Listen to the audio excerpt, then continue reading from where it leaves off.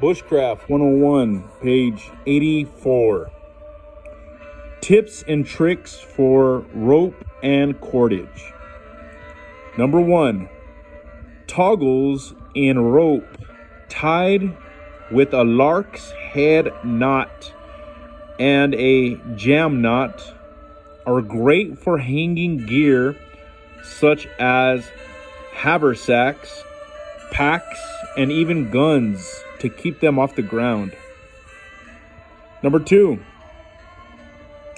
Ropes made of natural fiber such as cotton are great for use as a charred slow match. Place a section into tubing such as copper, light a small amount of exposed end, and then blow it out to char the material.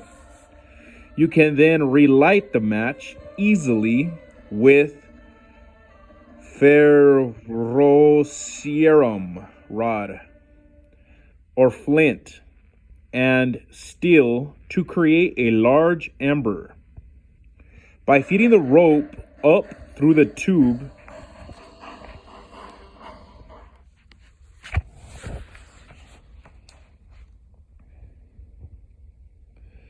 you can extend its burn time. Use about 12 inches of 3/8 to 1/2 inch rope and a similar length of 6-inch copper or brass tubing. To put the ember out, just draw the burning end back into the tube. Number 3. To make cordage from an animal's raw hide, insert your knife into a section of a stump and thinly slice the hide in a circular fashion. The knife is stationary in the stump and the hide is drawn toward the blade to make the cut. This will give you much longer single cords than trying to cut a piece along the length of hide. Number 4, remember that nylon-based cords, such as parachute cord, will melt if burned. By using only the outer mantle of this cord and melting it, you can make an emergency adhesive or patch for small holes in items such as containers. Number 5. Ensure that any natural cordage is not stored wet. This will cause mildew and break down the fibers.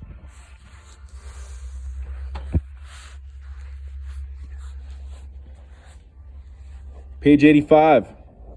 Chapter 4. Containers and cooking tools.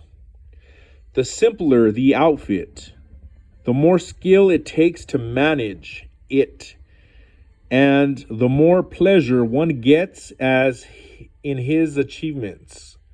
Horace Kephart, Camp Cookery, 1910. In every good kit, you'll find items for heating water, cooking foods, and making medicinal teas and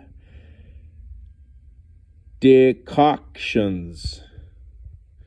There are many types of containers and cooking apparatuses from which you can choose. And the modern age of ultralight camping gives you even more options than before.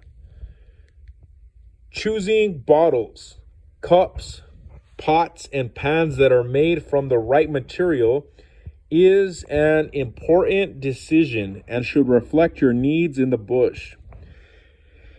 Therefore, it is crucial to know the different cookware materials before you make any purchases or venture into the wild.